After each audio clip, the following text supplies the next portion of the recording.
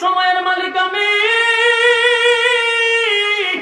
আমার দেওয়ার সময় আমার দিলি না।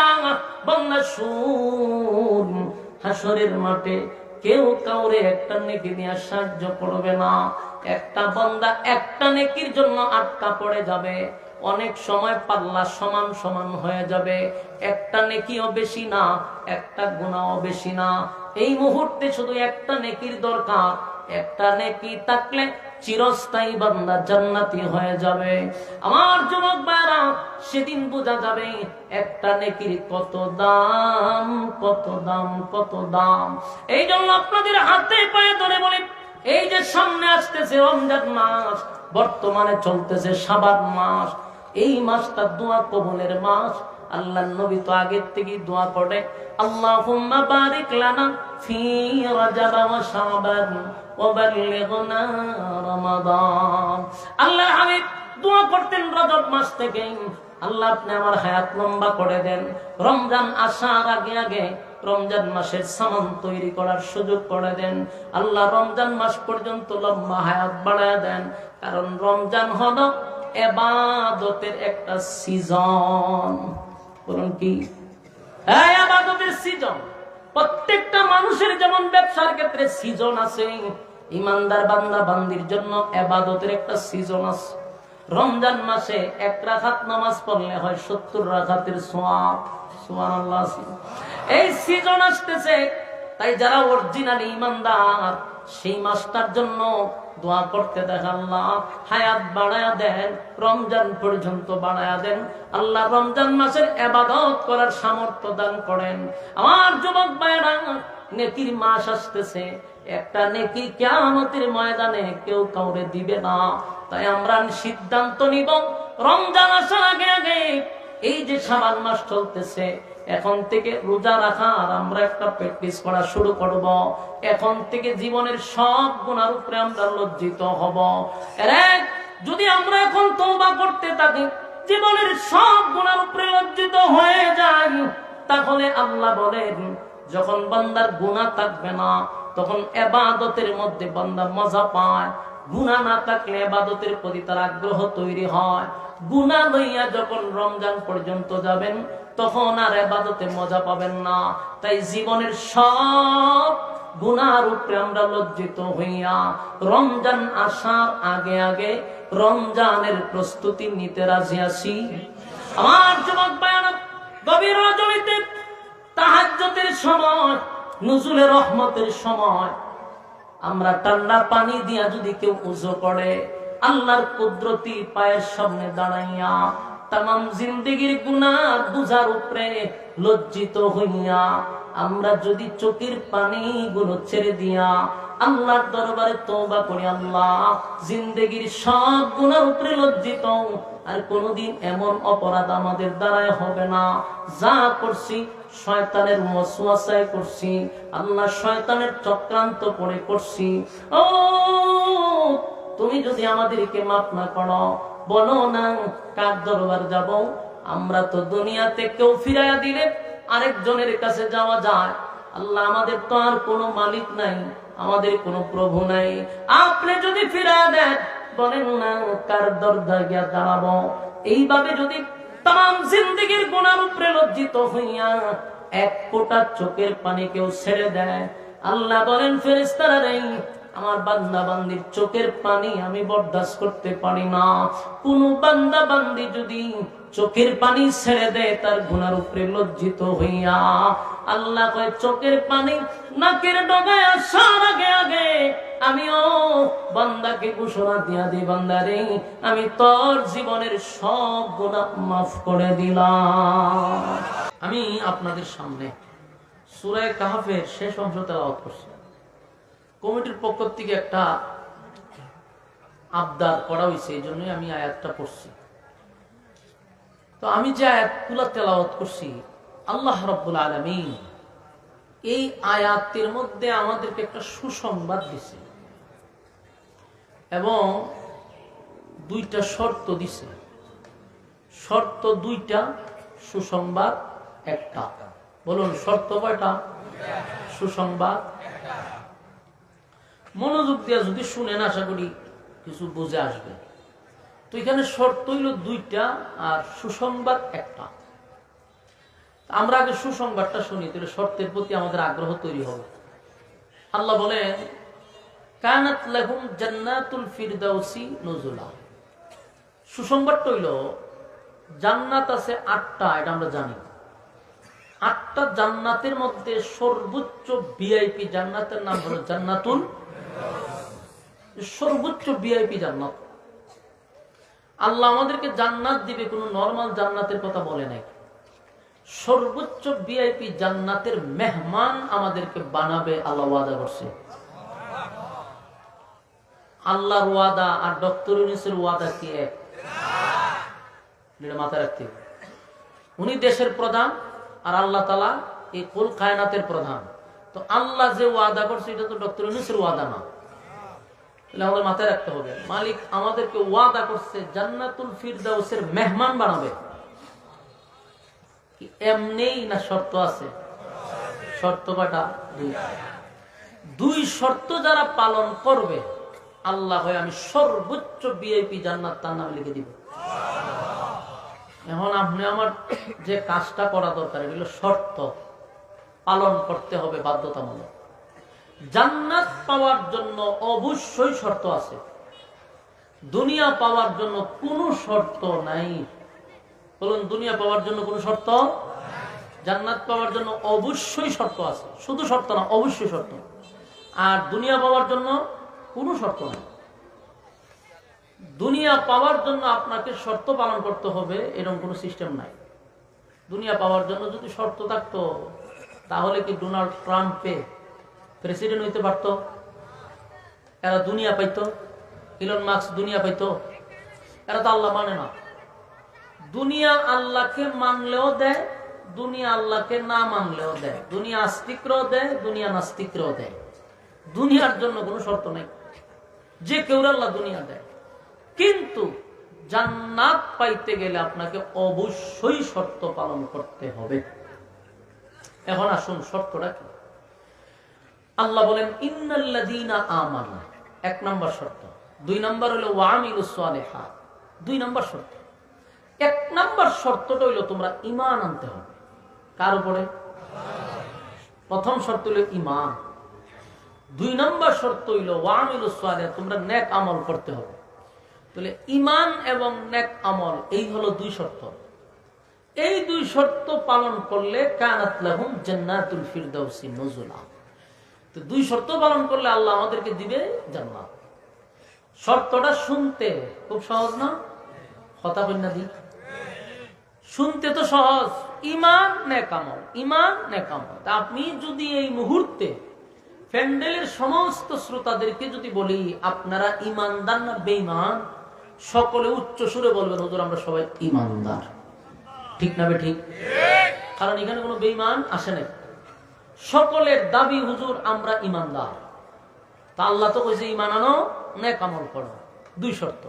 এখানে এমন একজন লোক নাই বলবে না হুজুর আমি ঈমানদার না। সবার দাবি হইল ঈমানদার। আমারও দাবি ঈমানদার। আল্লাহ বলছে ঈমান আনো, আমরা ঈমান আনছি, এটা হলো আমাদের দাবি। নেক আমল করো, আপনারা বলবেন হুজুর আমরা নেক আমল করি। এই 2 শর্ত যদি ঠিক থাকে তাহলে সবাই জান্নাতি। বলুন এখানে সবাই জান্নাতি। কারণ আপনারা কোন দরজা দিয়ে ঢুকবেন খালি দরজা তালাশ করেন। কারণ আপনাদের মধ্যে ঈমানও আছে, নেক আমলও আছে, কিন্তু সবাই জান্নাতি। ঠিক না ঠিক? দাবি অনুযায়ী আমরা ঈমানদার। আমি আমার শ্রোতাদেরকে বলবো খুব মনোযোগ দিয়া এই ভূমিকাটা একটু মনোযোগ দিয়ে শুনেন। ভূমিকা যদি মনোযোগ না দেন সামনের আলোচনা বোঝা কঠিন হবে। দেখেন আমি কিন্তু একটা শব্দ এখানে ইউজ করছি যে দাবির বেলায় আমরা সবাই ঈমানদার। দাবির বেলা আমরা ঈমানদার, সব মানুষ বলবে ঈমানদার। এখন আমি আপনাদেরকে প্রশ্ন করি এই দাবি দিয়া কি জান্নাত পাওয়া সম্ভব? আচ্ছা আরো ভাইকে বললে বুঝতে সুবিধা হবে। আপনাদের এই গ্রামের নাম কি? নরোত্তম। এই গ্রামে বেনামাজি আসেনি যে জুমাও পড়ে না, ঈদের নামাজও পড়ে না? হ্যাঁ এরকম বেনামাজি আছে। এরকম একটা টাটকা বেনামাজিরে আপনারা জিজ্ঞাসা করেন যে ভাই তুই তো 1 ওয়াক্ত নামাজ পড়স না, তোর ঈমান আসেনি। তার উত্তরটা কেমন আসবে?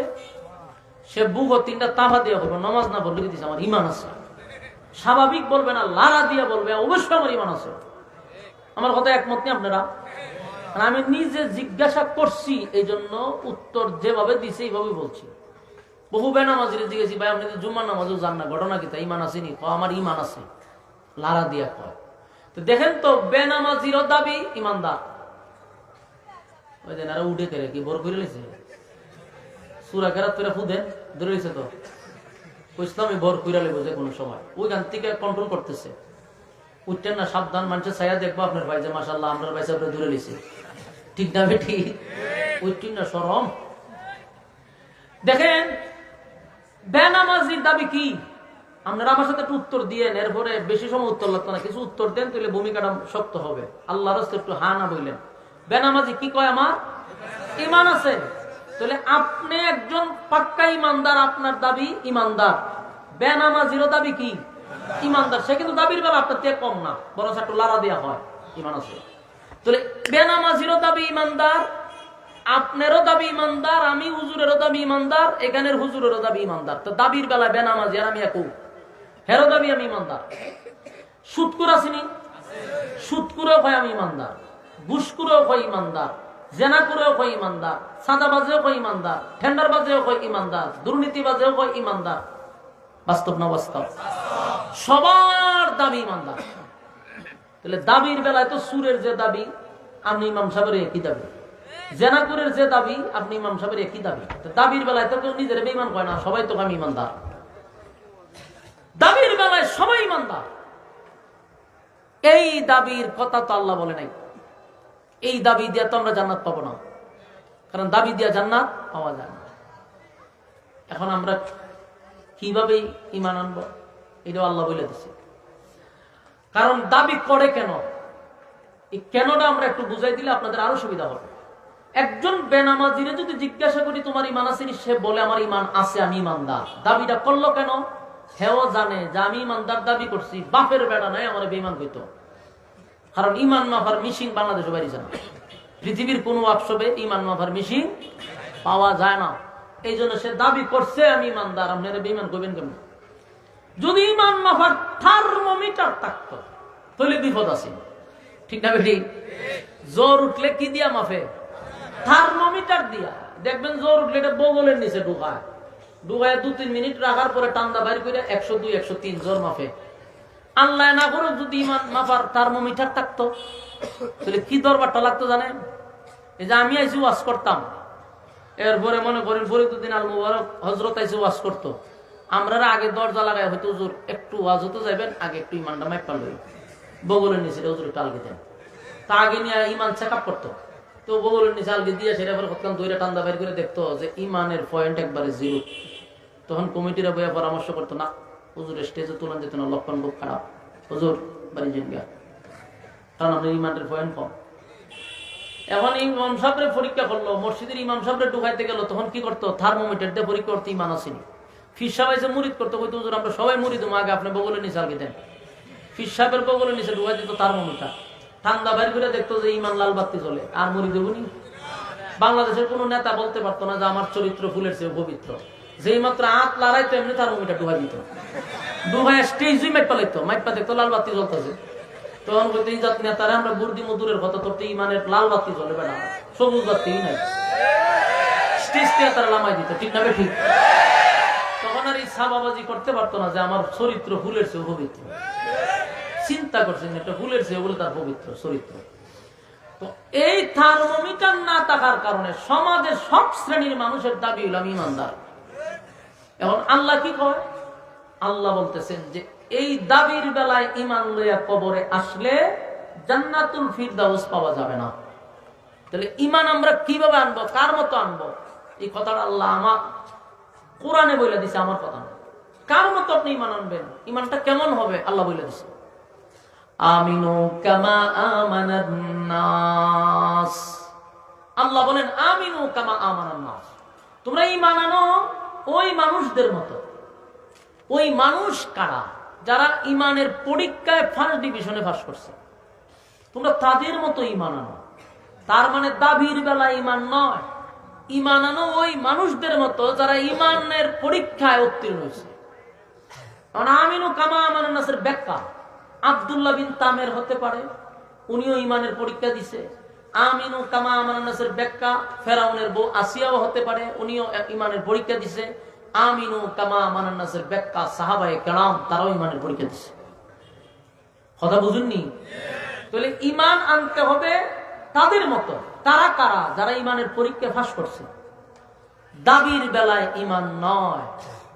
ইমান হলো একটা অ্যাকাউন্ট। বলুন, ইমান হলো একটা অ্যাকাউন্ট। আপনার যদি অ্যাকাউন্ট থাকে তাহলে টাকা জমা হবে।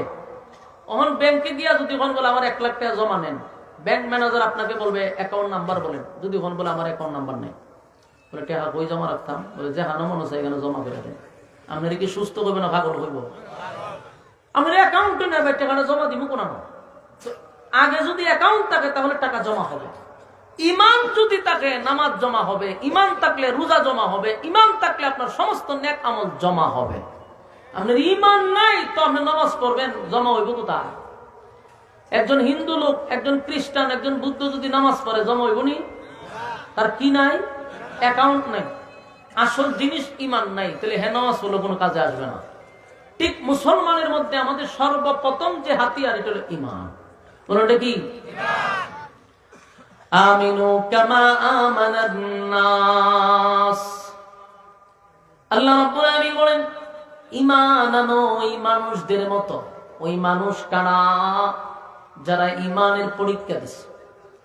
আমিনু কামা আমানান নাস, ওই মানুষদের মতো ঈমান আনো।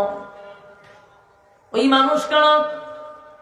আব্দুল্লাহ বিন তামের হতে পারে, ওই মানুষ এমনকি ফেরাউনের বউ আসিয়াও হতে পারে। যদিও ফেরাউনের বউ ছিল, যদিও একজন বেঈমানের বউ ছিল, কিন্তু ইমানের পরীক্ষায় আসিয়া ফার্স্ট ডিভিশনে পাস করছে। আমিনু কামা আমানান নাস, ঈমান আনো ওই মানুষদের মতো যারা ইমানের পরীক্ষা দিছে। আসিয়া একটা জান্নাতি মহিলা, ইমানের পরীক্ষায় উনি পাস করছে। আমাদের উপরও ইমানের পরীক্ষা আসবে, এতে কোনো সন্দেহ নেই। ইমানের পরীক্ষা হবে গো। ইমানের পরীক্ষা ছাড়া আমার আল্লাহ কাউরে কবরে নিবে না। যদি আপনি দাবি করেন আমি ইমানদার, তাহলে অবশ্যই আপনার ইমানি পরীক্ষা হবে। পরীক্ষা ছাড়া কোনো মানুষ জান্নাতে যাইতে পারবে না। পরীক্ষায় যদি না থাকতো তাহলে আমরা আল্লাহ দুনিয়ায় পাঠাইলো কেন? আমাদের আব্বা ছিল জান্নাতে, আম্মা ছিল জান্নাতে। আদম আলাইহিস সালাতু ওয়াস সালাম আমাদের আব্বা, হাওয়া আলাইহিস সালাতু ওয়াস সালাম আমাদের আম্মা। দুজন কোথায় ছিল? জান্নাতের ভিতরে ছিল রে। জান্নাতের ভিতরে ছিল। তাদের ঘরে যদি আমরা জন্মগ্রহণ করতাম তাহলে জন্মসূত্রে আমরা জান্নাতি হয়ে যেতাম। ওয়াসা গান্দা এই দুনিয়ায় আল্লাহ কেন পাঠাইলো? জান্নাতে থাকলে তো আমরা জন্মসূত্রে জান্নাত পাইতাম। এত ফিতনা ফাসাদের যুগে আল্লাহ কেন পাঠাইলো? ওই উদ্দেশ্য একটাই, পরীক্ষা। কথা হয় নাকি? পরীক্ষা ছাড়া মালিক, পরীক্ষায় ফাঁস ফেলের মাধ্যমে জান্নাত এবং জাহান্নাম। আল্লাহ বলে বান্দা দুনিয়া নামক এই পরীক্ষার হলে আমি পাঠাইছি শুধু একটা পরীক্ষা দেওয়ার জন্য। আপনি আমি যেমন কলেজ, ভার্সিটি, মাদ্রাসায় যারা যে সেক্টরে পড়ছি প্রত্যেকের কিন্তু একটা পরীক্ষা ছিল। পরীক্ষার মাধ্যমে ফাঁস এবং ফেল। সময় দেয় 3 ঘন্টা। আল্লাহ বলেন এই দুনিয়া নামক পরীক্ষার হলে আমিও সময় খুব স্বল্প দিচ্ছি, অল্প সময়ের ভিতরে পাঠাইলাম। সেখানে তুমি পরীক্ষা দাও। দুনিয়া নামক জায়গায় পরীক্ষা চলবে, কিন্তু রেজাল্ট দুনিয়ায় হবে না। এটার রেজাল্ট আউট হবে পরকাল। বলুন পরীক্ষা কোথায়? দুনিয়ায়। পরীক্ষা কোথায়? রেজাল্ট পরকাল। আমার যুবক ভাইয়েরা, পরীক্ষা আল্লাহ দুনিয়ায় নিবে আর রেজাল্টটা আউট হবে পরকালে। এটা হলো পরীক্ষার হল। দুনিয়াটা কিসের হল? পরীক্ষার হল হওয়ার কারণে আমাদের একটা স্বাধীনতা আছে। কেউ যদি গভীর রজনীতে তাহাজ্জুদের নামাজে দাঁড়ায়, কোন ফেরেশতা কি তার পায়ে ধরে রাখে যে উঠতে পারবি না? গভীর রজনীতে যদি কেউ জানা বেবিচারের জন্য উঠে, তারে কি ফেরেশতা ধরে রাখে? জানা করার জন্য স্বাধীনতা, আবার তাহাজ্জুদ নামাজ পড়ার জন্য স্বাধীনতা। কারণ দুটোটাই পরীক্ষা, ফাঁস এবং ফেল। এই জন্য দেখবেন আমরা কেউ আজ মাহফিলে বৈশা বয়ান শুনতেছে, কেউ রাস্তাঘাটে হাঁটাচলা করতেছে, কাউরে কোনো ভাবে আসমান থেকে বাধা দেওয়া হয় কেন? পরীক্ষা। এখানে যারা করছেন জোর করে আপনাদেরকে কেউ বসায় নেই। প্যান্ডেলের বাহিরে যারা আড্ডা মারতেছে তাদেরকেও লাঠিচার্জ করা হয়নি। কারণ উদ্দেশ্য হলো তোমার পরীক্ষা চলতেছে, রেজাল্ট আউট হবে পরকালে। তাই আমি তোমাকে বান্দা স্বাধীনতা দিছি। মনে করবা না অনর্থক দুনিয়ায় আমি পাঠাইছি, বেহুদা পাঠাইছি, নিষ্প্রয়োজনে পাঠাইছি না। আফাহাসিবতুম আন্নামা খালাকনাকুম আবাসা ওয়া আন্নাকুম ইলাইনা লা তুরজাউন। আমি অনর্থক বানাই না, অকারণে বানাই নাই। কেন বানাইলাম? ওমা খালাকতুল জিন্না ওয়াল ইনসা ইল্লা লিয়াবুদুন। মানব এবং দানব দুইটা জাতিকে আমি বানাইছি শুধুমাত্র কেবলমাত্র আমার গোলামির জন্য। গোলামি যদি না করো তাহলে শুন, রেজাল্ট তো আউট হবে পরকালে। সেদিন তোদের জন্য জাহান্নাম উৎপেতে বসা থাকবে। ইন্না জাহান্নামা কানাত মিরসাদা, নিশ্চয়ই জাহান্নাম তোমাদের জন্য উৎপেতে বসা। লিত্তাগিনা মাআবা, সীমা লঙ্ঘন যারা করছে তাদের জন্য জাহান্নাম। লাবিসিনা ফিহা আহকাবা, এই যুগের পর যুগ সেখানে অবস্থান করবি। লা ইয়াযুকুনা ফিহা বারদান ওয়ালা শারাবা, ঠান্ডা পানির কোনো ব্যবস্থা করা হবে না, সুস্বাদু পানি দেওয়া হবে না। ইল্লা হামিমা ওয়া গাসসাকা, রক্তপুঞ্জ আর বিষাক্ত পানি কিন্তু পান করানো হবে। এবার সিদ্ধান্ত নাও তুমি কোন দিকে যাইবা। বান্দা আমি দুটা রাস্তার স্বাধীনতা দিয়া দিলাম। কারণ আমি আল্লাহ তোমারে বানাইয়া আমি তোমাকে এটাও জানাইয়া দিছি, অনর্থক আমি বানাইনি, বেহুদা আমি বানাই নাই। এই পরীক্ষার হলে তোমাকে পরীক্ষা দিতেই হবে। আমার যুবক ভাইয়ারা, পরীক্ষা আমাদের উপরে আসবে। দেখেন ফেরাউন কত বড় জালেম ছিল, কিন্তু তার বড় সংসার কইরা আসিয়া কিন্তু জান্নাতি হয়ে গেছে। আসিয়া সাধারণ কোন মহিলা নয় গো, পৃথিবী বিখ্যাত 4 জন মহিলার মধ্যে আসিয়া একজন। ইমানের পরীক্ষা দিছে। ফেরাউন ছিল সবচেয়ে বড় জালেম। নিজেকে কি দাবি করত? খোদা দাবি করত। দেশের মানুষ তারে খোদা ডাকত। যারা তারে খোদা মানত না তাদের উপরে নির্যাতন করত, জুলুম করত, প্যারাগ মারত। তার ঘরের একজন দাসী তারে খোদা মানে নাই, এই জন্য দাসীরে আগুন দিয়া জ্বালাইছে, দাসীর বাচ্চা গুলারে আগুন দিয়া পুড়াইছে। গর্বের সাথে বুক ফুলাইয়া আসিয়ার সামনে গিয়া বলে, আসিয়া আমাদের ঘরের দাসীকে আমি আগুন দিয়া জ্বালাইছি, বাচ্চা গুলারে আগুন দিয়া পোড়াইছি।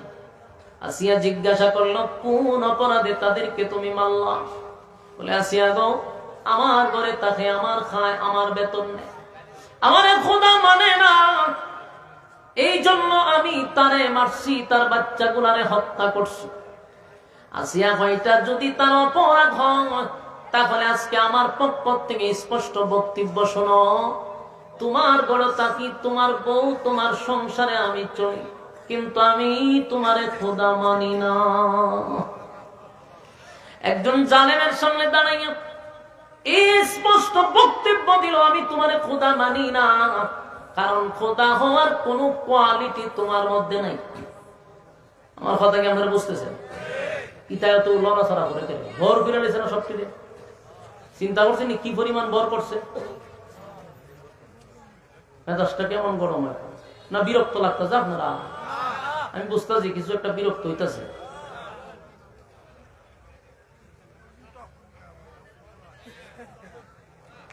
আমার যুবক ভাই, কথাগুলো একটু দিলের কান লাগায়া শুনেন। ইমানের পরীক্ষা আমাদের আসবে, এতে কোনো সন্দেহ নেই। বিপদ আসবে, মুসিবত আসবে, এরপরেও আমাদেরকে ইমানের উপরে অটল থাকতে হবে।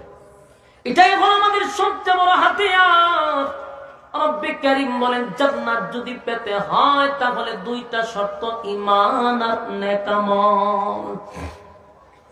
দেখেন একজন মহিলা জালেমের সামনে দাঁড়াইয়া বলে, ঈমান যে তোর উপরে মানুষ আনতো, তুই তো একটা জালেম, খোদা হওয়ার কোনো কোয়ালিটি নেই, নিজের তুই খোদা দাবি করস। যিনি রব হবেন তার কি কোনো জন্ম আছে? রবের মৃত্যু আছে? রবের জন্ম নাই গো, রবের মৃত্যু নাই গো। যিনি রব হয়েছে জন্ম দেয় না, জন্ম নেয় না। আল্লাহ বলেন, লাম ইয়ালিদ ওয়া লাম ইউলাদ। আমি আল্লাহ কারো কাছ থেকে জন্ম নেই না, আমি আল্লাহ কাউরে জন্ম দেই না। ওয়ালাম ইয়াকুল লাহু কুফুয়ান আহাদ, আমার সমতুল্য আর কেউ নাই।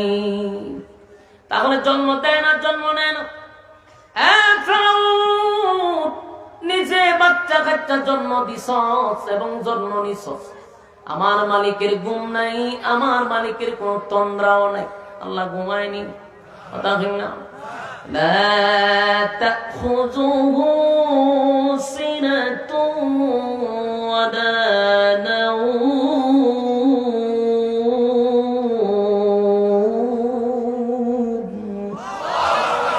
আল্লাহ বলেন, লা তাখুযুহু সিনাতুন ওয়ালা নাওম, আমার ঘুম নাই, আমার তন্দ্রা নাই।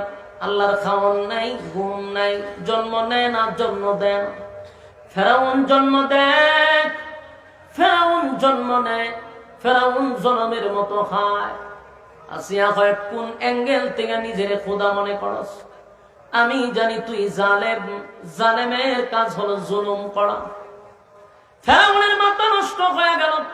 সারা দেশের মানুষ আমারে খোদা বলে ডাকে। এখন দেখা যায় আমার বউ আমারে খোদা মানে না। ফেরাউন কয়, বউ আমি যদি খোদা হই, তুমি হইবা খুদি। খুদার বউ কিতা? খুদার বউ খুদি। তুমি হইলা খুদি, আমি হইলাম খুদা।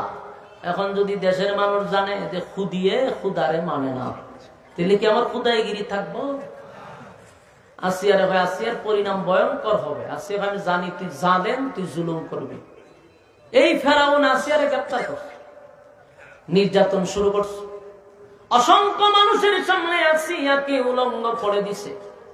আর এই সমস্ত পরামর্শ হইল হামানের। হামান যেইভাবে পরামর্শ দিছে ফেরাউন সেইভাবে করছে। দেখবেন অনেক সময় নেতার থেকে ফাঁকি নেতা বড় খারাপ হয়। একবার শুরুর থেকে নেতা এতটা খারাপ না হইলো, প্রত্যেকটা সাইন সাথে বদমাইশ নাম্বার 1। যত খারাপই আছে, গুন্ডামি আছে, চাঁদাবাজি আছে, টেন্ডারবাজি আছে, সবই ফাঁকি নেতাগুলি করে। এর সাথে নেতার সমর্থন থাকে। নেতার সমর্থন ছাড়া কি ফাঁকি নেতা আহাম করতে পারে? অবশ্যই নেতার এখানে কি আছে? সমর্থন আছে। হামানে যত আকাম কুকাম করত, সবগুলা আকাম কুকামের মধ্যে ফেরাউনের সমর্থন থাকতো। তাই ফেরাউনে বুদ্ধি দিছে, খুদিরে ভালো করে সাইজ করতে। আসিয়া মানুষের সামনে উলঙ্গ করে দিছে। আসিয়া একটা চিৎকার মেরে বলে, আল্লাহ, ঈমান রক্ষা করতে গিয়ে আমার ইজ্জত নিয়ে গেল। আল্লাহ, আমি সব বরদাস্ত করতে পারি, কিন্তু এতগুলা মানুষের সামনে কেমনে গো আমার উলঙ্গ করে দিল। আল্লাহ, মৃত্যু পর্যন্ত আপনি আমার ঈমানের হেফাজত করেন। আসিয়ার কাপড় খুলে ফেলছে, শুয়াইয়া কাঠের সঙ্গে পেরাক মারছে, হাতে পেরাক মারছে, পায়ে পেরাক মারছে। একটু চিন্তা করেন, জীবন্ত মানুষরে যদি হাতে পায়ে পেরাক মারে সহ্য করা যাবে? আমরা হইলে জায়গাতে ইমান দিয়া দিতাম। আচ্ছা, পঞ্চায়েত আমরা কি ফেরাক মারণ লাগবো, ফিডানি লাগবো? আমরা বালা করে একটা প্রংসা হইলে ইমান বিক্রি দিলাম। এখানে কি মারার দরকার আছে? যে কোন কোন নেতায় যদি একটা রং চা দামাদা দিয়ে খাওয়াইতে পারে, ও বুড়া আপনারই দিব সিদ্ধান্ত লই দিছি। ঠিকান থেকে ভাই আরেক দোকানে গেছে, আরেক নেতা ধরেছে এটা দুধ চা খাওয়াই দিছে। এখন দেহের রং থেকে দুধের স্টেজ একটু বেশি, না বুট আপনারই দেওয়ান লাগবো, যা লক্ষণ দেখতেছি বুট আপনি পেবেন। সামনে বাজারে গেছে আরেক নেতা ধরে কফি খাওয়াই দিছে।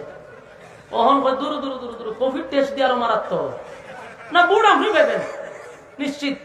আচ্ছা কোনজন বুট কটা দিছে, কয়জন রে, কত বড় বাটপাত। বুটের আগের রাত্রে আবার আরেকজনের রাত্রে নেবা টাকা দিছে। ওহন চাও শেষ, দুধও শেষ, কফিও শেষ। অহন কয় না 500 টাকার নোট দিচ্ছেন, বুট তো আপনি পাইবেন। এই হলো আমাদের চরিত্র আর আমাদের ইমান, ঠিক না ঠিক? এই জন্য আল্লাহ বলেন আমিনু কামা আমানান নাস, ঈমান আনো ওই মানুষদের মতো যারা ঈমানের পরীক্ষা দিছে, ঈমানের পরীক্ষায় পাস করছে। আসিয়ার হাতে পেরাক, পায়ে পেরাক, শরীরের চামড়া তুলে ফেলা হচ্ছে। এরপর আসি আল্লাহর উপরে ঈমান আনছে, একত্ববাদী খোদার উপরে ঈমান আনছে, জীবন চলে যায় কিন্তু আসিয়া ঈমান দেয় না। আল্লাহ এদের মতো ঈমান আনো। ফেরাউন চামড়া পর্যন্ত তুলে বলাইছে। একটা পর্যায়ে ফেরাউন বড় একটা পাথর লইয়া আসিয়ারে মারার জন্য আসছে। আসিয়া এসে দেখে রে মুস্কি মুস্কি হাসতে ছিল আসমানের দিকে তাকাইয়া। ফেরাউন আশ্চর্য হয়ে গেছে, একটা মানুষের হাতে পেরাক, পায়ে পেরাক, শরীরের চামড়া তুলে ফেলছে।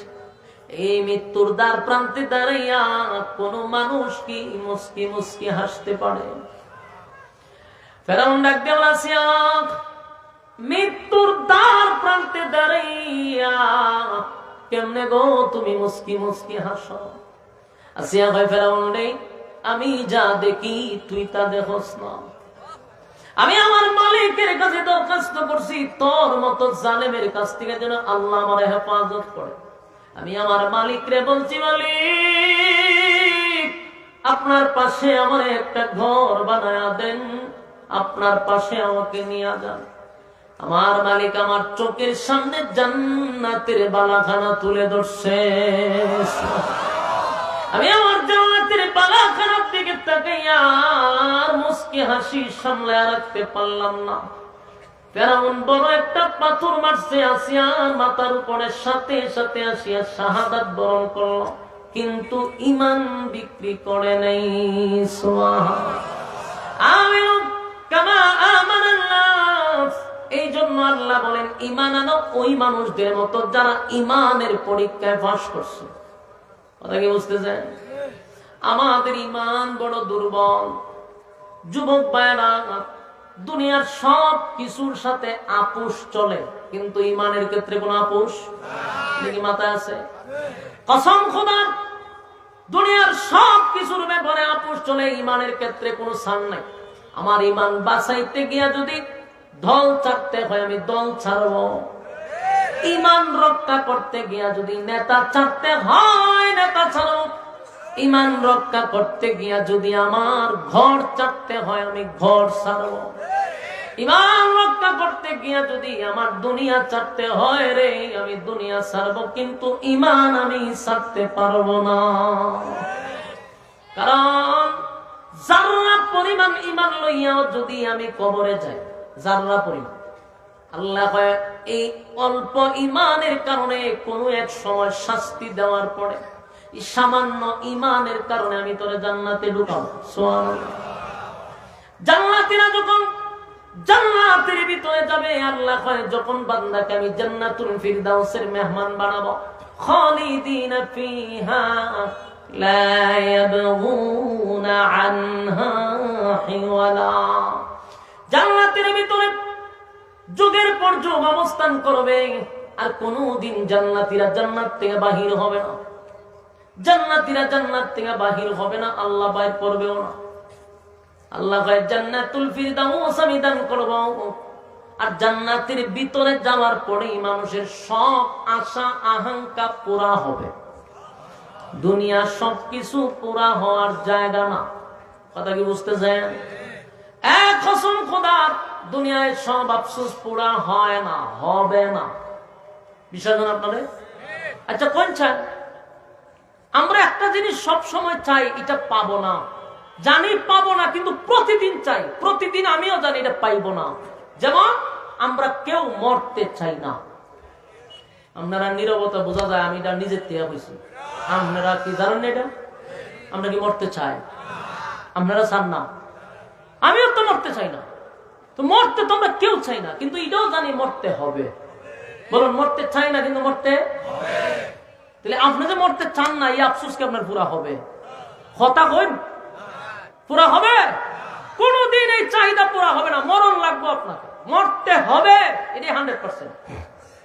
2 নাম্বার হলো, আমরা কি কেউ বৃদ্ধ হইতে চাই? এখানে কেউ বুড়ো হইতে চায়? কেউ বুড়ো হইতে চায়? দাড়িটা যদি সাদা হয় তো এটারে খালা করে সেলুনে নিয়া, ঠিক না বেঠিক? কেন করে? বুড়া যাতে না দেখা যায়। তাহলে কেউ নিজে বুড়া হইতে চায় না, বৃদ্ধ হতে চায় না। বৃদ্ধ হওয়া লাগবে আপনাকে, ঠিক না বেঠিক? মানুষের চাহিদা পুরা হবে না। খাটো মানুষ যে এর সারা জীবন মৃত্যু পর্যন্ত খালি মনে একটু চাই যে আমি যদি 2টা ইঞ্চিলাম বইতাম। কথা ঠিক? কালো মানুষ সব সময় না সামনে একটু সুন্দর যদি হইতাম। কোনদিন হওয়া সম্ভব? কালো মানুষ সুন্দর হয়, খাটো মানুষ লম্বা হয়। আফসোস, দুনিয়া আফসোসের জায়গা। কিন্তু জান্নাতে কি থাকবে না? কথা হয় না। 1 নাম্বার হলো, জান্নাতীরা যখন জান্নাতের ভিতরে ঢুকবে, আল্লাহ কয়, বান্দারে দুনিয়ায় তোর সবচেয়ে বড় আফসোস ছিল বেঁচে থাকা। তুই মরতে চাস নাই, কিন্তু তোর মরতে হয়েছে। জান্নাতের ভিতরে ঢোকার সাথে সাথে আর কেউ কোনোদিন মরবে না। জান্নাতের ভিতরে মরণ নাই গো, কেউ আর কোনোদিন মরবে না। জান্নাতের ভিতরে মরণ নাই, মরণ নাই, মরণ নাই। 2 নাম্বার হলো, পৃথিবীর কেউ চায় না বৃদ্ধ হতে। কেউ বৃদ্ধ হতে চায় না, কিন্তু আপনি আমার বৃদ্ধ হওয়া লাগবে। এখন যাদের চুলগুলা কালো, আস্তে আস্তে চুলগুলা সাদা হবে, চোখের জ্যোতি কমবে, দাঁতগুলি লড়াচড়া করবে, শরীরের চামড়া ঢিল হবে, শরীরটা দুর্বল হবে, ঠিক না বেটি? কেউ বৃদ্ধ হতে চায় না। আল্লাহ কয়, জান্নাতে ঢোকার সাথে সাথে বয়স হবে 32। সুবহানাল্লাহ। এই বয়স আর কোনদিন 33 হবে না। আমরা আফসোস পুরা হব। কালো মানুষ যতই দোয়া করে, এটা কি কোনদিন সুন্দর হইব? যদি হয়, বাংলাদেশের হুজুরদের প্রতি আমার তেমন কোনো আগ্রহ নাই। আমি মক্কা মদিনার ইমাম সাহেব রাইনা বাড়া কইরা 1 মাস দোয়া করাম আমি যেন সুন্দর হই, কবুল হইব? কোনদিন সেই দোয়া কবুল হবে না। আর আল্লাহ বলেন, জান্নাতের ভিতরে ঢোকার সাথে সাথে প্রত্যেকটা মানুষের চেহারা হবে ইউসুফ নবীর মতো সুন্দর। আফসোস পুরা হবে জান্নাত। 2 নাম্বার হলো, খাটো মানুষ লম্বা হতে চায়। যেমন আমার মনের মধ্যে আমি যদি আর একটু লম্বা হইতাম, যারা আছে 5 ফুট, এরা 6 ফুট হইতো, 6 ফুট হইলে 7 ফুট হওয়ার দরকার ছিল। তার মানে আরো লম্বা হইতে চায়, বডিটা ভালো হইতে চায়, ঠিক না? আল্লাহ জান্নাতের ভিতরে প্রত্যেকটা জান্নাতীদের বডি হবে কমপক্ষে 60 হাত লম্বা। সুবহানাল্লাহ। আদম আলাইহিস সালাতু ওয়াস সালামের বডি আল্লাহ জান্নাতে দিবে, খুশি না বেজার? চেহারা দিবে ইউসুফ নবীর মতো, বডি দিবে দাউদ নবীর মতো। আর আরো আফসোস আছে রে, আরো আফসোস আছে, কণ্ঠের আফসোস আছে, ঠিক না বেটি? কণ্ঠের আফসোস, কণ্ঠ না থাকলে গান টান দিলে ভালো লাগে না। বউয়ের সামনে যদি কেউ গজল গায়, গান গায়, গলা বাড়া না হলে বউ বলা হয় না। হ্যাঁ, বেমাইস্তা যা। তোর মনের মধ্যে একটা কষ্ট, কপালতা ভাগো, কপালের করে কপাল, আমার কণ্ঠটা ভালো না। আল্লাহ ভাই আফসোস জান্নাতে থাকবে না, বউ তো থাকবে জান্নাতে অনেকগুলা, তো ওইখানে বইয়ে গান টান দিবেন, কারণ কণ্ঠ থাকবে দাউদ নবীর মতো। সুবহানাল্লাহ। হ্যাঁ, দাউদ আলাইহিস সালাতু ওয়াস সালামের কণ্ঠ কেমন ছিল জানো? উড়ন্ত পাখি উনার তেলাওয়াত শুনা জায়গায় বসে যাইত, সমুদ্রের মাছ লাফাইতে থাকতো। সুবহানাল্লাহ। জান্নাতের ভিতরে প্রত্যেকটা জান্নাতীর কণ্ঠ হবে দাউদ নবীর মতো, চেহারা হবে ইউসুফ নবীর মতো, বডি হবে দাউদ আদম নবীর মতো। এবার চরিত্র ভালো দরকার আছে না নাই? আমরা যে চরিত্র, এই চরিত্র জান্নাতে গেলে বিপদ আছে না নাই? বিশেষ করে বাঙালি যে চরিত্র, মাধ্যমা খুব খারাপ চরিত্র আমরা, ঠিক না ঠিক? এই চরিত্র জান্নাতে গেলে ইজ্জত থাকবো নি। মনে করেন আমরা বাঙালির একটা চরিত্র দিয়ে আল্লাহ জান্নাতে ঢুকা দিছে, দুর্ঘটনা ঘটে যাবো, আরেকজনের হুর ফাইনাল হইয়া দরজা লাগালি করে, মানে চরিত্র ভালো না তো। আল্লাহ এই চরিত্র দিয়ে জান্নাত ঢুকাইতাম না। তাহলে চরিত্র কার মতো হবে? আল্লাহ কোরআনে বলছেন وَإِنَّكَ لَعَلَى خُلُقٍ عَظِيمٍ।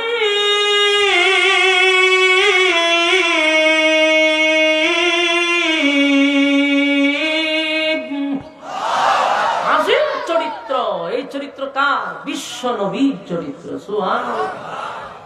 আর যুবক ভাইরা, এক এক নবীর এক এক গুণ দিয়ে আল্লাহ জান্নাতে ঢুকাইবে। সুবহানাল্লাহ। আদম নবীর ভাইবেন বডি, ইউসুফ নবীর ভাইবেন চেহারা, আর দাউদ নবীর কণ্ঠ, বিশ্ব নবীর চরিত্র। সুবহানাল্লাহ। এক এক নবীর এক এক চরিত্র দিয়ে জান্নাতের বেজাল নাই, ডর ভয় নাই, কোনো আগাম প্রোগ্রামের সম্ভাবনা নাই। পুরা চরিত্র চেঞ্জ, চেহারা চেঞ্জ, বডি চেঞ্জ। বউ সম্পর্কে না থাকলে ৭২টা থাকবে। জুড়ে বলি যে খুশি সংবাদ। সম্পর্কে ৭২টা। এবার দুনিয়ার বউয়ের মতো না, এক একটা বউয়ের দিকে তাকাইবেন ৪০ দিন চলে যাবে। কি যাতে সুন্দর সুন্দর আল্লাহ দিব, খুশি না বেজার? এবার বলেন, এতগুলা নিয়ামতের কথা বললাম, বিনা শর্তে না? অবশ্যই শর্ত আছে। বিনা শর্তে দিবে না। অবশ্যই তোমার আমাকে আল্লাহ ২টা শর্ত দিছে, ঈমান আর নেকামল।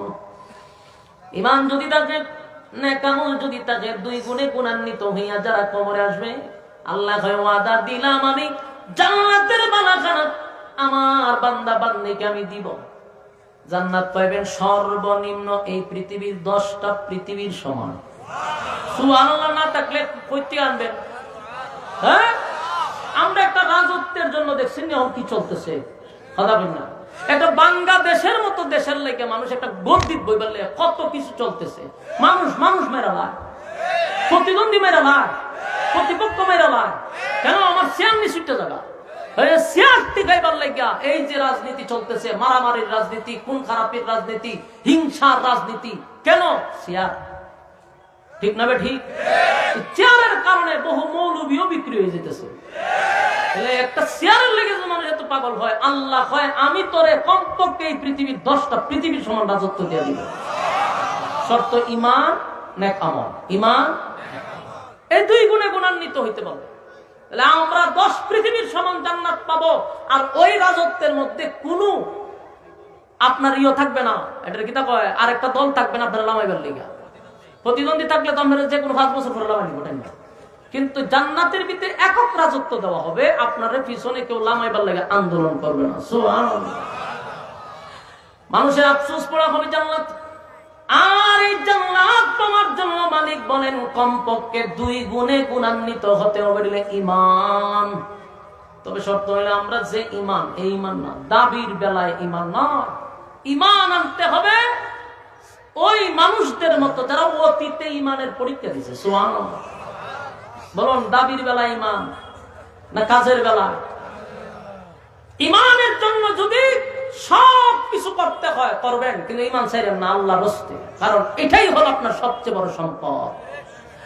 আর যদি আপনার গুনাহ থাকে সেই জন্য শাস্তি পাবেন, কিন্তু ঈমান যদি না থাকে তাহলে কুত্তাও মরল, আপনিও মরলেন। বেশ কম নাই, কুত্তা বিলার মতো জীবন যাপন কইরা মরলেন, কোনো ফায়দা নাই। কথা বল না দি? আর যদি জাররা পরিমাণ ঈমান তালয়া কবরে যাইতে পারেন, শাস্তি তো পাবেন, আকাম কুয়াম করছেন, কিন্তু একটা সময় আল্লাহ তুল্লা জান্নাতে ঢুকাবে জাররা পরিমাণ ঈমান থাকার কারণে। আর ঈমানটা যদি হারাইয়া যান, শেষ, দুনিয়াও শেষ, পরকালও শেষ। এই জন্য রাজনীতি যারা করেন, ঈমান ঠিক রেখে রাজনীতি করেন, ঈমান ঠিক রেখে দলের পিছনে ঘুরেন, ঈমান ঠিক রেখে নেতার পিছনে ঘুরেন, ঈমান ঠিক রেখে সব করেন, অসুবিধা নাই। ঈমান বিসর্জন দিয়া দলের দরকার নাই, ঈমান বিসর্জন দিয়া নেতার দরকার নাই। যেখানে আমার কোরআনের অস্তিত্ব থাকে না, সেমন দল আমার করার কোনো প্রয়োজন মনে করি না। যেখানে আমার সুন্নাহ ঠিক থাকে না, সেই নেতাকে মানার কোনো প্রয়োজন মনে করি না। আমার সর্বপ্রথম পরিচয় হলাম একজন মুসলমান। মুসলমান হিসাবে আমার ঈমান আমল ঠিক থাকার পরে আমি রাজনীতি করব। রাজনীতির লেগে দুনিয়াতে আল্লাহ পাঠায় নাই। কিন্তু আমরা সব বাদ দিয়া রাজনীতির প্রাধান্য দিছি, সব বাদ দিয়া নেতারে আমরা প্রাধান্য দিছি। রে কুত্তাও মরে তুইও মরলি, তো লাভ হইল কি দুনিয়ায় এসা? লাভ হইল কি? আল্লাহ কয় আমি তোরে পাঠাইলাম কোন কামে, আর তুই করলি কোন কাম? তাহলে প্রস্তুত থাক বান্দা, জাহান্নাম তোদের জন্য উট পাইতে বসে রয়েছে।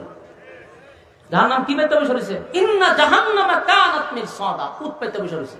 ধরবে, সীমা লঙ্ঘন করছো, শেষ করবে। ঠিক না বে ঠিক? আমার যুবক বায়ান, ইমানের জন্য যদি আমাদের জীবন দিতে হয় দিব, ইমানের জন্য যদি আমার সব ছাড়তে হয় ছাড়বো। আল্লাহ বলেন আমিনু কামা আমানান নাস, ঈমান আনো তাদের মতো, তারা ঈমানের জন্য জীবন দিছে, তারা ঈমানের জন্য সম্পদ ছাড়ছে, ঈমানের জন্য বাড়ি ছাড়ছে, সন্তান ছাড়ছে, স্ত্রী ছাড়ছে, কিন্তু ঈমান দেয় নাই। ঠিক না বেটি? আল্লাহর একজন নবীর সাহাবী ঈমানের জন্য সব ছেড়ে দিল, নবীর কাছে গোপনে এসে কালেমা পড়ছে। নাম ছিল আব্দুল উজ্জা। আল্লাহর নবী তার নামটা পরিবর্তন করে সুন্দর একটা নাম সাহাবায়ে কেরামদেরকে নিয়ে বসলো। এরে সাহাবীরা, আমি আজকে থেকে তার নাম রেখে দিলাম আব্দুল্লাহ। সবাই তার আব্দুল্লাহ আব্দুল্লাহ বলে ডাকে রে, কিন্তু তার ফ্যামিলির মানুষ এখনো জানে না আব্দুল উজ্জা যে কালেমা পড়ছে।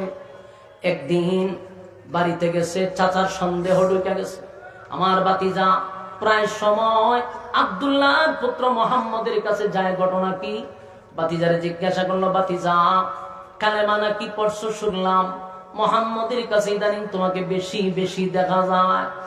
ওই আব্দুল্লাহ বলে, চাচা গো, আমি তো কালেমা পড়ছি, ঈমান আনছি, আমি আমার রবের উপরে ঈমান আনছি, এই জন্য আমার সব সময় আব্দুল্লাহর পুত্র মুহাম্মদের কাছে আমার যেতে হয়।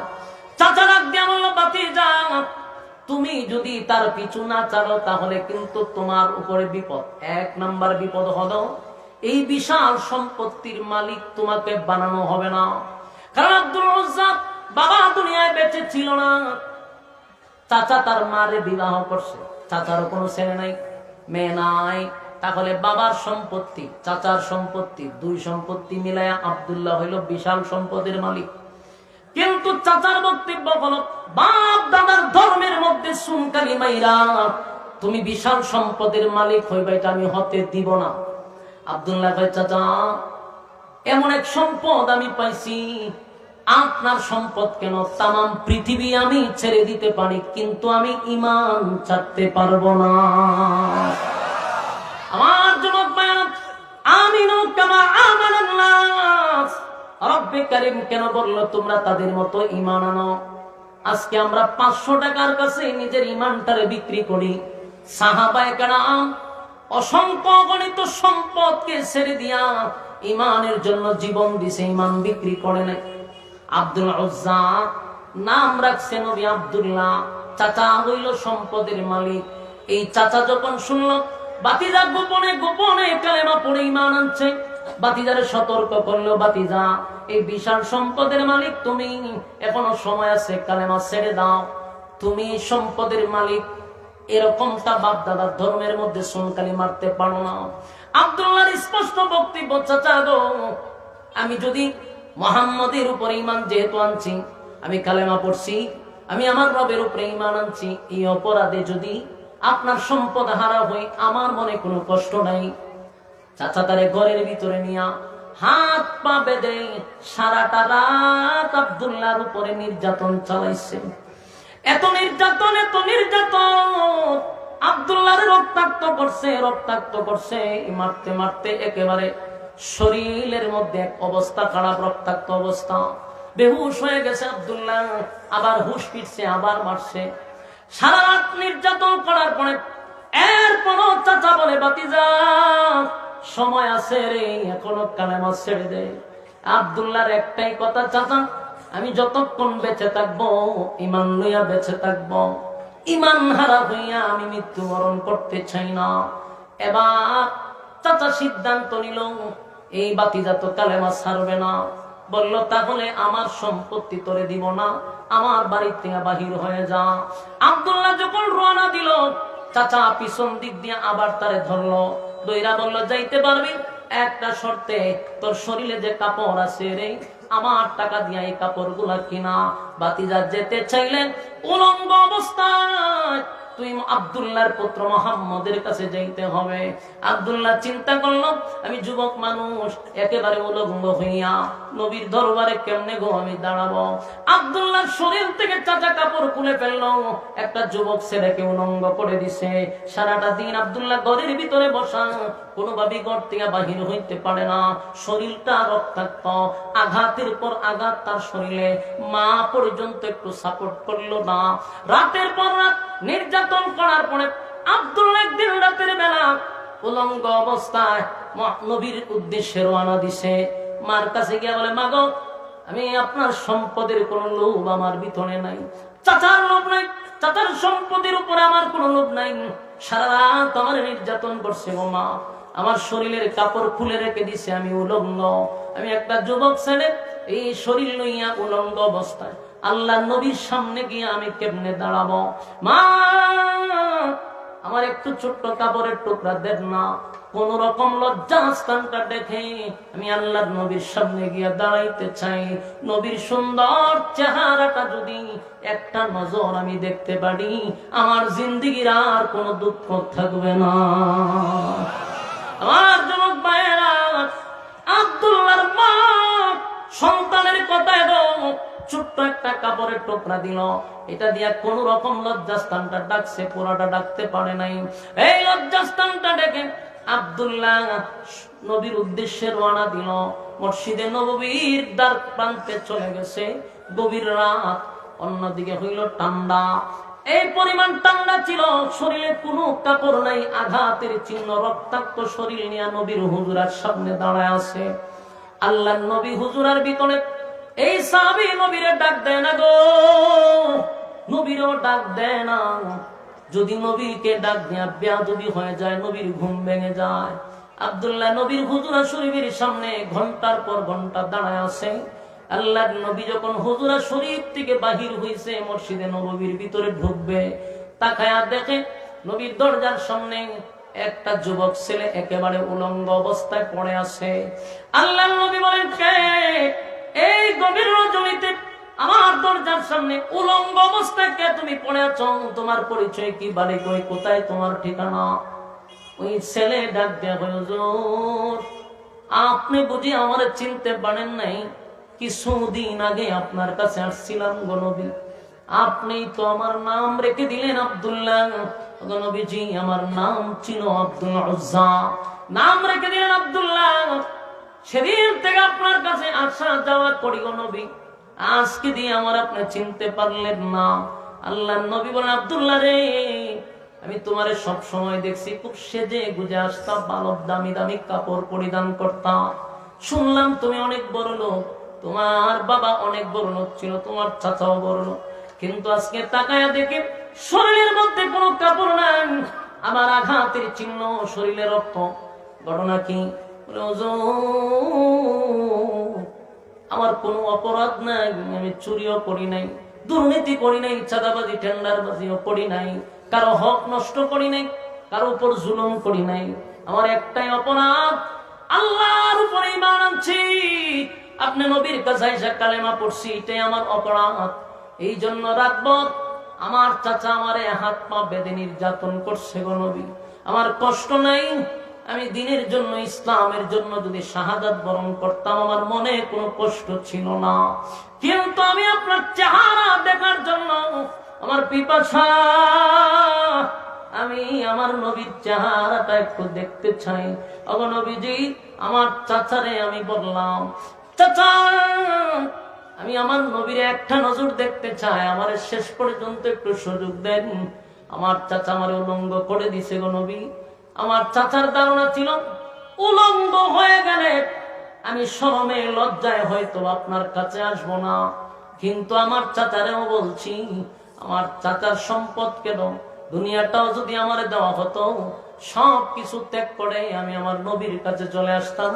আমার নবীর চেহারা দেখার সাথে সাথে আমার মনে আর কোনো কষ্ট নাই। চিৎকার দিয়া তো সুবহান। আল্লাহ বলে, আমিনু কামা আমানাল্লাহ, ঈমান আনো ওই মানুষদের মতো যারা ঈমানের পরীক্ষা দিছে, ঈমানের পরীক্ষা দিছে।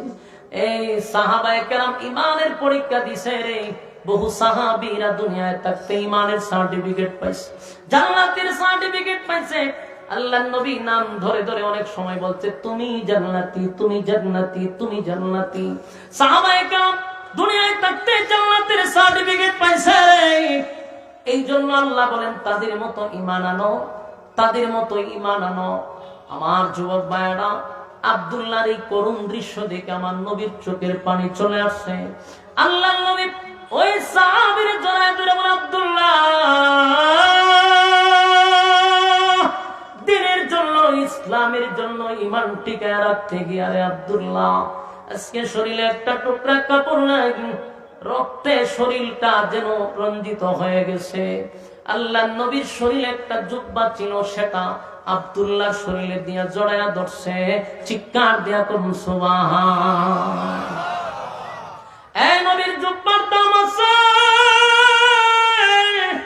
নবীর জুব্বা যে সে পড়তে পারে না, এই আব্দুল্লাহর শরীরে নবীর জুব্বা পড়ায়া দিছে গো।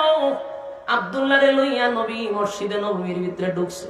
যেই মাত্র সাহাবীরা তাকায়া দেখে নবীর জুব্বা আব্দুল্লাহর শরীরে, সাহাবায়ে কেরাম ডাক দিয়া কয়, দেখছো নি, সবেমাত্র কালেমা পড়ছে, কিন্তু নবীর জুব্বা পাইছে। আমরা নবীর সাহাবী হইয়াও নবীর জুব্বা পাইলাম না। আল্লাহর নবী ফজরের নামাজের পরে সাহাবায়ে কেরামদের সামনে আব্দুল্লাহরে বসায় বলে, আব্দুল্লাহ রে, আব্দুল্লাহ, এই মুহূর্তে আমি এখন দোয়া করব, দুইটা হাত আল্লাহর কাছে বাড়াইব, আর আমি আমার আব্দুল্লাহর জন্য এখন দোয়া করব। আমি নবী এখন দোয়া করবার, তুই যা চাইবি আমার আল্লাহ এখন তোরে তা দিবে। জুরে কোন সুবহান। আমার নবী বলে, আব্দুল্লাহ, বল তোর মনের আশা আকাঙ্ক্ষা যা আছে আমার কাছে ক, যা চাইবি তা মালিক দিবে, যা চাইবে মালিক দিবে। সুবহানাল্লাহ। কোন জানে এমন যদি আমরা হইতো, কিতাব হইলাম হইলে কথা বল, আমরা যদি হইতো এখন যা চাইবেন তা পাইবেন। আপনারা কি করবেন না করবেন আমি জানি না। আমি লিখতাম ডক্টর ইউনূসকে ফলাই দেন, আমার বসাই দেন, ঠিক না? ঠিক। কারণ মানুষ কি চায়? ক্ষমতা চায়। মানুষ বলতো এই আসনের আমার এমপি বানায়া দেন, কেউ হয়তো মন্ত্রী বানায়া দেন, কেউ হয়তো কানাডায় বাড়ি করে দেন, কেউ হয়তো আমার গুলশানে বাড়ি করে দেন। কিন্তু তারা তো নবীর সাহাবী, তারা তো জান্নাতি। এই সাহাবী বলো, যা চাইব আল্লাহ কি তা দিবে। নবী বলে, এখন যা চাইবি আমি আল্লাহকে যা বলবো এখন তোরে তাই দিবে। সেই সাহাবী ডাক দিয়ে বলে, নবী গো, আমি যা চাইব মালিক যদি তা দেয়, আপনি আল্লাহরে বলেন আমি আব্দুল্লাহরে যেন আল্লাহ শহীদি মৃত্যু দান করে। এরা হলো নবীর সাহাবী, শহীদি মৃত্যু চায়, শাহাদাতের মৃত্যু চায়। আল্লাহ নবীর সাথে সাথে দোয়া করলেন, আল্লাহ আমার আব্দুল্লাহ শাহাদাতের মৃত্যু চায়, তবে বেঈমানদের তরবারি আমার আব্দুল্লাহর জন্য আপনি হারাম করে দেন। আল্লাহর নবী যখন এই কথা বলল, আব্দুল্লাহ কই, হুজুর আমি সেই শহীদি মৃত্যু, আর আপনি কোন বেঈমানের তরবারি আমার জন্য হারাম। আমার যুবক ভাইরা, সে আব্দুল্লাহ যখন কোরআন তেলাওয়াত করত, জুড়ে জুড়ে পড়ত, সাহাবায়ে কেরাম নবীর কাছে কমপ্লেইন করত, হুজুর তার তেলাওয়াতের যন্ত্রণায় আমরা বসতে পারি না, শুধু চিল্লায়। আল্লাহর নবী সাহাবীদেরকে বলে, সাহাবীরা রে, তারে তোমরা বাধা দিও না, সে জুড়ে জুড়ে পড়তে থাকো, তারে বাধা দিও না। তার কলিজার ভিতরে কত যন্ত্রণা আমি নবী জানি, কত যন্ত্রণা নিয়ে আসছে। মা চাললো, বাবা চাললো, সম্পদ চাললো, সারা রাত নির্যাতনের শিকার হইল, উলঙ্গ অবস্থায় আমার দরবারে আসছে। আমার আব্দুল্লাহরে তোরা বাধা দিস না, কোরআন যদি পড়তে চায় জুড়ে জুড়ে পড়ো, কোন কাজে আব্দুল্লাহরে বাধা দিবি না। সে আব্দুল্লাহ একদিন যুদ্ধের ময়দানে রওনা দিল, রাস্তার মধ্যে আব্দুল্লাহ জ্বরে আক্রান্ত হইয়া দুনিয়ার থেকে বিদায় হয়ে গেছে। আল্লাহর নবীর কাছে খবর আসছে, হুজুর আব্দুল্লাহ দুনিয়ার থেকে বিদায় হয়ে গেছে। আমার নবী বলেন, সাহাবীরা রে, আমার আব্দুল্লাহকে আমার আল্লাহ শাহাদাতের মর্যাদা দান করছে। তবে সাহাবীরা আব্দুল্লাহর জানাজা আমি নবী পড়াবো, আমি নবী আব্দুল্লাহর জানাজা পড়াবো। জানাজার আয়োজন হয়ে গেল, নবী নিজে আব্দুল্লাহর জানাজা পড়াইলো। জানাজা পড়ানোর পরেই শেষ নয়, আল্লাহর হাবিব আব্দুল্লাহর লাশের পিছনে হেঁটে হেঁটে কবরে গেছে। কবরে গিয়া নবীজি কবরে লাইমা গেছে। লাইমা কয়, সাহাবীরা রে, আমার আব্দুল্লাহর লাশ আমার কাছে দে। নবীজি নিজের হাতে আব্দুল্লাহর লাশটা জড়ায়া ধরছে, দইরা উপরের দিকে তুলে বলে, মালিক, এই আব্দুল্লাহ ইসলামের জন্য, দ্বীনের জন্য তার জীবনে বড় ত্যাগ আছে। আল্লাহ, রক্তাক্ত শরীর লইয়া আব্দুল্লাহ আমার হুজুরা শরীফের সামনে দাঁড়াইছিল। একেবারে উলঙ্গ একটা যুবক ছেলে কতটা নির্যাতনের শিকার হয়ে আসছে। আল্লাহ, আমার আব্দুল্লাহর প্রতি আমি নবী খুশি। আল্লাহ, আপনিও আমার আব্দুল্লাহর প্রতি রাজি আর খুশি হয়ে যান। এই দৃশ্য দেখার পরে সাহাবায়ে কেরামরা কান্না শুরু করছে। বিশেষ করে নবীর সাহাবী হযরত আবু বকর সহ ওমর সহ বড় বড় সাহাবীরা মাটিতে চিৎকার দিয়া পড়ে গেছে আর ডাক দিয়ে, আমার আব্দুল্লাহ কত বড় কপাল লইয়া মরলি, এই লাশটা যদি তোর না হইয়া আমার হইতো, কত ভাগ্য ছিল রে। যে জায়গায় নবী নিজে সার্টিফিকেট দিয়া দিল, নবী খুশি আব্দুল্লাহর প্রতি। আর নবীর কোল থেকে আল্লাহর কুদরতি কুলে নবী ছেড়ে দিল। সাহাবীরা কান্দার, ভাই আব্দুল্লাহ তোর কপালটা কত ভালো, আমার নবী দুনিয়ায় থাকতে স্পষ্ট সার্টিফিকেট দিয়া দিছে, আমি নবী আব্দুল্লাহর প্রতি রাজি আর খুশি। সুবহান। আমার যুবক ভাই, আমিনু কামা আমানান নাস, আল্লাহ বলে ঈমান যদি আনতে হয় তাদের মতো ঈমান আনো যারা ঈমানের পরীক্ষায় ফার্স্ট ডিভিশনে পাস করছে। আরে আমরা যে দাবি করি ঈমানদার, এই ঈমান লইয়া কবরে গেলে আমরা কোনোদিন জান্নাতের ঘ্রাণও পাবো না। তাই ঈমান দাবির বেলায় নয়, ঈমান কাজের বেলায়। ঠিক না বেঠিক? ঈমান হবে কাজের বেলায়। এক নাম্বার হলো ঈমান, ঈমানটা হতে হবে নির্ভেজাল, অথেন্টিক ঈমান লইয়া কবরে যাইতে হবে। দুই নাম্বার হলো ওয়ামিলুস সালিহাত, নেক আমল, নেক আমল, নেক আমল, নেক আমল। আজকের এই মাহফিলটাতে আপনারা বসছেন, এই যে আপনারা বসে আছেন, যারা বসতে পারে নাই, দুনু গ্রুপ কি কোনোদিন সমান হতে পারে? কথা হয় না। আজকে নেক আমল আপনার কাছে মূল্যায়ন নাই, একটা নেকির গুরুত্ব হয়তো আপনার কাছে নাই। দুনিয়ায় থাকতে কেউ নেকির গুরুত্ব বুঝে না, কিন্তু আল্লাহর নবী বলেন হাসরের মাঠে এই একটা নেকির জন্য মানুষ মার কাছে যাবে, মার কাছ থেকে একটা নেকি পাবে না। বাবার কাছে যাবে, বাবা একটা নেকি দিবে না। স্ত্রীর কাছে যাবে, স্ত্রী একটা নেকি দিবে না। সেদিন মানুষ আফসোস করে বলবে, হায় আফসোস, একটা নেকির জন্য আজকে মার কাছে গেলাম গো, মা একটা নেকি দিল না। সেদিন কেউ কারো হবে না, কেউ কারো হবে না। আল্লাহ বলেন, ইয়াউমা ইয়াফিরুল মারউ মিন আখিহি ওয়া উম্মিহি ওয়া আবিহি ওয়া সাহিবাতিহি ওয়া বানি। মা তার সন্তানের পরিচয় দিবে না, বাবা সন্তানের পরিচয় দিবে না, শুধু একটা নেকির কারণে। আজকে যারা এই প্যান্ডেলের ভিতরে বসতে আপনার মন চাইল না, হাসরের মাঠে মানুষগুলি কুশার যেইভাবে চাবায়া খায়, গেন্ডারি যেইভাবে চাবাইয়া খায়, মানুষ তার হাতগুলি কামড়াবে আর বলবে, হায় আফসোস, কত নেকি করার সুযোগ ছিল রে, ইচ্ছাকৃত ভাবে নেকি অর্জন করলাম না, সময় থাকতে সময়ের মূল্যায়ন করলাম না। আফসোস করবে আর চিৎকার দিবে। বলুন, সেদিনের আফসোসের কি কোনো কাজ হবে? কথা হয় না। নেকি দুনিয়াতে যেমন মানুষ টাকা ছাড়া কোনো কিছু চলে না, টাকা ছাড়া যেমন সমাজে কোনো দাম নাই, সম্মান নাই, ঠিক তেমনি ভাবে নেকি ছাড়া পরকালে কোনো দাম নাই। নেকির বড় দাম গো। মার কাছে গেলেও মা নেকি দিবে না, বাবার কাছে গেলেও বাবা নেকি দিবে না। আজকে এই সমাজে মার জন্য সময় দিলেন, বাবার জন্য সময় দিলেন, বন্ধুর জন্য সময় দিলেন, স্ত্রীর জন্য সময় দিলেন, আপনার সন্তানের জন্য সময় দিলেন, বন্ধু বান্ধবরে সময় দিলেন, অথচ আল্লাহ বলেন সময়ের মালিক কিন্তু আমি। ওয়াল আসর, সময়ের কসম, ইন্নাল ইনসানা লাফি খুসর। আল্লাহ বলেন সময়ের কসম, সময়ের কসম, নিশ্চয়ই তোরা ক্ষতিগ্রস্ত।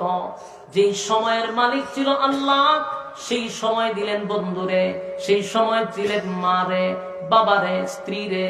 আল্লাহ ভাই বান্দারে, আমার দেওয়া সময় আমারে দিলি না, আমার দেওয়া সময় দিলি বন্ধু বান্ধব রে, বিপিএল এ, আইপিএল এ, ফেসবুকে, ইউটিউবে, ঠিক না বেঠি? আল্লাহ বলেন সেই সময়ের মালিক আমি। আমার দেওয়ার সময় আমারে দিলি না। বান্দা শুন, হাসরের মাঠে কেউ কাউরে একটা নেকি নিয়ে সাহায্য করবে না। একটা বান্দা একটা নেকির জন্য আটকা পড়ে যাবে। অনেক সময় পাল্লা সমান সমান হয়ে যাবে। একটা নেকিও বেশি না, একটা গুনাহও বেশি না। এই মুহূর্তে শুধু একটা নেকির দরকার। একটা নেকি থাকলে চিরস্থায়ী বান্দা জান্নাতি হয়ে যাবে। আমার যুবক ভাইরা, সেদিন বোঝা যাবে একটা নেকির কত দাম, কত দাম, কত দাম।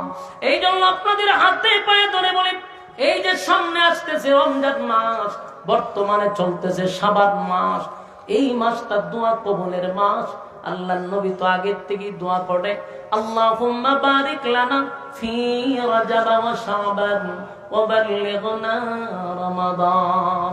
আল্লাহর হাবিব দোয়া করতেন রজব মাস থেকে, আল্লাহ আপনি আমার হায়াত লম্বা করে দেন, রমজান আসার আগে আগে রমজান মাসের সামান তৈরি করার সুযোগ করে দেন।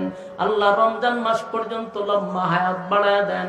কারণ রমজান হলো ইবাদতের একটা সিজন। বলুন কি? হ্যাঁ, ইবাদতের সিজন। প্রত্যেকটা মানুষের যেমন ব্যবসার ক্ষেত্রে সিজন আছে, ইমানদার বান্দা বান্দির জন্য ইবাদতের একটা সিজন আছে। রমজান মাসে 1 রাকাত নামাজ পড়লে হয় 70 রাকাতের সওয়াব। সুবহানাল্লাহ। এই সিজন আসতেছে, তাই যারা অরিজিনাল ইমানদার সেই মাসটার জন্য দোয়া করতে দেন, আল্লাহ হায়াত বাড়ায়া দেন, রমজান পর্যন্ত বাড়ায়া দেন। আল্লাহ রমজান মাসের ইবাদত করার সামর্থ্য দান করেন। আমার যুবক ভাইরা, নেকির মাস আসতেছে। একটা নেকি কিয়ামতের ময়দানে কেউ কাউরে দিবে না। তাই আমরা সিদ্ধান্ত নিব, রমজান আসার আগে আগে, এই যে শাবান মাস চলতেছে, এখন থেকে রোজা রাখার আমরা একটা প্র্যাকটিস করা শুরু করব। এখন থেকে জীবনের সব গুনার উপরে আমরা লজ্জিত হব। যদি আমরা এখন তওবা করতে থাকি, জীবনের সব গুনার উপরে লজ্জিত হয়ে যাই, তাহলে আল্লাহ বলেন যখন বান্দার গুনাহ থাকবে না, তখন ইবাদতের মধ্যে বান্দা মজা পায়। গুনাহ না থাকলে ইবাদতের প্রতি তার আগ্রহ তৈরি হয়। গুনাহ লইয়া যখন রমজান পর্যন্ত যাবেন, তখন আর ইবাদতে মজা পাবেন না। তাই জীবনের সব গুনার উপরে আমরা লজ্জিত হইয়া রমজান আসার আগে আগে রমজানের প্রস্তুতি নিতে রাজি আছি। আমার যুবক ভাইরা, গভীর রজনীতে তাহাজ্জুদের সময়, নুজুলে রহমতের সময়, আমরা ঠান্ডা পানি দিয়া যদি কেউ ওযু করে, আল্লাহর কুদরতি পায়ের সামনে দাঁড়াইয়া তামাম জিন্দেগির গুনাহ বুঝার উপরে লজ্জিত হইয়া আমরা যদি চোখের পানি গুলো ছেড়ে দিয়া আল্লাহর দরবারে তওবা করি, আল্লাহ জিন্দেগির সব গুনার উপরে লজ্জিত, আর কোনদিন এমন অপরাধ আমাদের দ্বারাই হবে না যা করছি শয়তানের ওয়াসওয়াসায় করছি, আল্লাহ শয়তানের চক্রান্ত করে করছি। ও তুমি যদি আমাদেরকে মাফ না করো, বলো না কার দরবার যাব? আমরা তো দুনিয়াতে কেউ ফিরাইয়া দিলে আরেকজনের কাছে যাওয়া যায়। আল্লাহ আমাদের তো আর কোনো মালিক নাই, আমাদের কোনো প্রভু নাই। আপনি যদি ফিরাইয়া দেন, বলেন না কার দরজা গিয়া দাঁড়াবো? এইভাবে যদি তাম জিন্দেগির গুনার উপরে লজ্জিত হইয়া এক ফোঁটা চোখের পানি কেউ ছেড়ে দেয়, আল্লাহ বলেন ফেরেশতারা রে, আমার বান্দা বান্দির চোখের পানি আমি বরদাস্ত করতে পারি না। কোন বান্দা বান্দি যদি চোখের পানি ছেড়ে দেয় তার গুনার উপরে লজ্জিত হইয়া, আল্লাহ কয় চোখের পানি নাকের ডগায় আসার আগে আগে আমিও বান্দাকে ঘোষণা দিয়া দিই, বান্দারে আমি তোর জীবনের সব গুনাহ মাফ করে দিলাম। এই রমজান আসার আগে আগে আমরা প্রস্তুত কারা কারা আছি? দুইটা হাত তুইলা দেখায়া দেই। লিল্লাহে তাকবীর, লিল্লাহে তাকবীর। এই কথাগুলির উপরে বলনে ওয়ালা শুনলে ওয়ালা উভয়কে আল্লাহ সহি সহি আমল করার তৌফিক দান করুন। সকলে বলে আমিন।